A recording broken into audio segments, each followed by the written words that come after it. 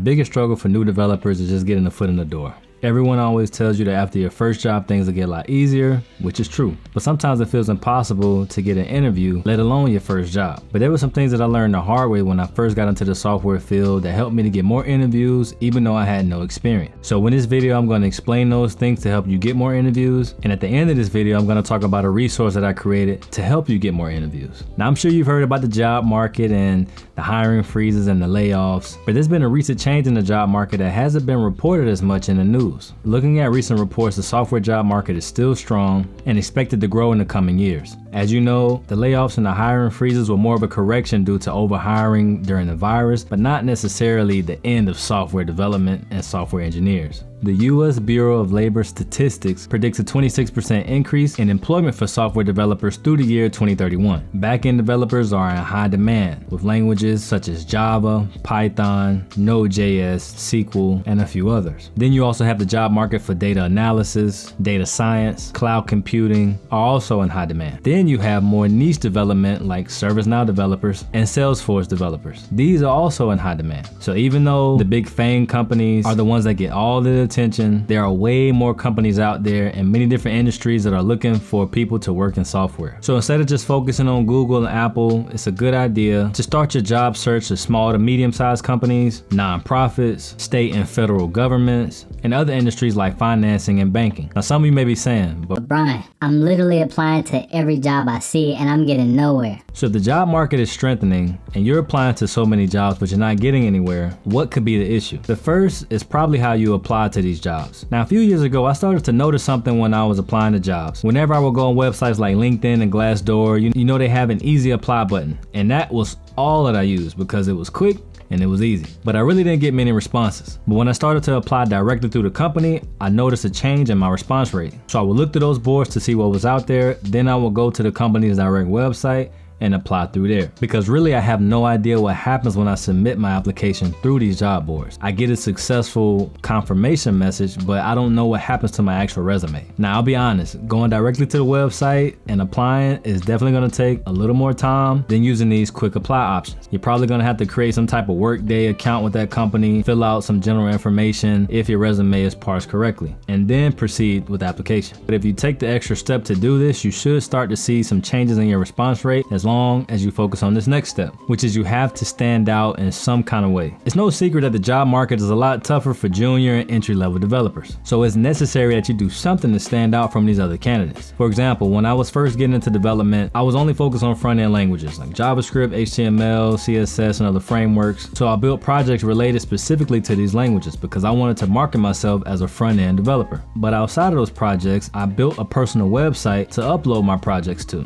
I paid for some cheap hosting to get the domain name so I could use that domain name on my resume. Now I'll be honest with you, it wasn't the most amazing website, but it was functional and it was simple. I used Twitter Bootstrap and I put it together in maybe a few days. But this helped me to stand out when I would get in front of interviewers or even talk to interviewers because they saw the extra effort that I put in to market myself and to getting into this career change. Now that's just what I did personally to make myself stand out as a front-end developer. But whatever you can do to grab the attention of the recruiter, even if it's by taking an extra step or two, is definitely going to be worth your time. Another great way to stand out is your soft skills. Now I'm going to tell you just how big soft skills are for you to get your first interview and to get your first job by telling you how I actually got my first job. Now I had been applying to positions and I had actually got some interviews. I did terrible at these interviews, but at least I was learning as far as what I didn't know, what kind of questions to expect. So by the time I got to the job that was for me, I was going to ace the interview. So I ended up getting invited for a junior engineer role. I went through all of the steps. I went through the phone screen. I went through the second level of interviewing. I went for the code and technical review. And by this point, I had gotten pretty close with the recruiter. And I got the courage to ask her if there was anybody else that was interviewing for this position. Now, normally you don't do this, but by the time I got to this third step, I had talked to the recruiter so much, I felt comfortable in asking. And she was 100% honest with me and let me know that there was another candidate that was actually graduating from a tech school.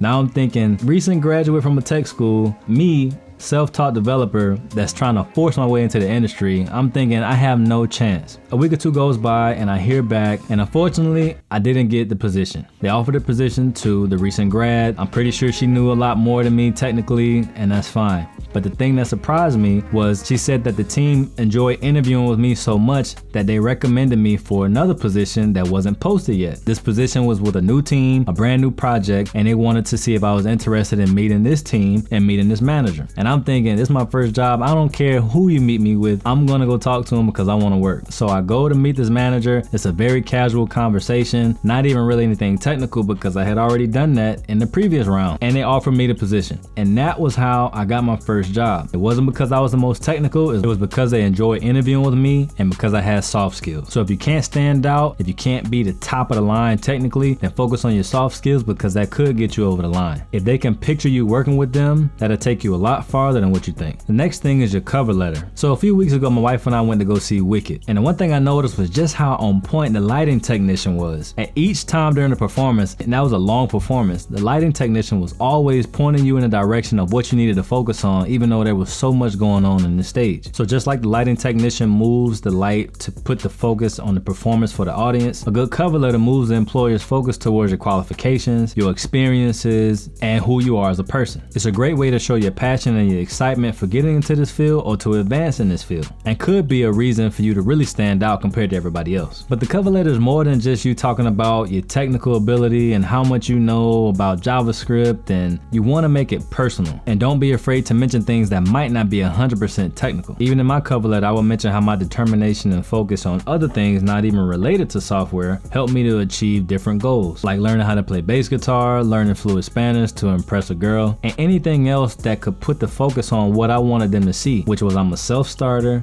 I don't give up easily, and I keep going until I complete my goal. So make it personal to you, and please don't use ChatGPT to make a cover letter for you, because that will be very easy to spot and it won't get you far at all, because you have to be you. But the biggest reason that you're not getting interviews is your resume. When you apply to a position, you have one chance to catch the recruiter's eye, but to actually get to the recruiter, you have to get through the system. Now, what system am I referring to? I'm referring to ATS, or Applicant Tracking Systems. And anytime you submit a resume, you can bet that your resume is going to be processed through one of these systems. So the ATS has different criteria depending on the company. It has different keywords and different qualifications that they're looking for. And when you submit your resume, it scans your resume to see how much of this you match compared to what the company is looking for. If you show yourself as a match in their system, they'll probably reach out to you for a phone screen to learn more about you and get more detail about your resume. But the issue is that a lot of people can have a lot of keywords and a lot of qualifications in their resume, but it might not be processed correctly through the ATS. And I made this mistake plenty of times. I will have a good resume, but I will want to make it visually appealing and got a little picture in the corner and formatting and all this kind of stuff. And it looks good when you look at it on paper, but honestly, the recruiters don't care how pretty your resume is. They're only looking at the content. And you want to make sure that that resume is processed correctly through the ATS. When you have a lot of formatting and different elements and all this other kind of stuff going on, the ATS does not process your resume correctly and it gets rejected. So once I simplified my resume, even though it didn't look the prettiest as I had before, I started to get more responses for the jobs that I was applying for. And this is why I created the Get the Call bundle. This is an ebook that explains this process in more detail, an actual resume template that I use today, and a copy of the cover letter that I use when I'm applying for these positions. You can use this cover letter as inspiration so you can see how I wrote mine so you can write yours, and you can use this template to change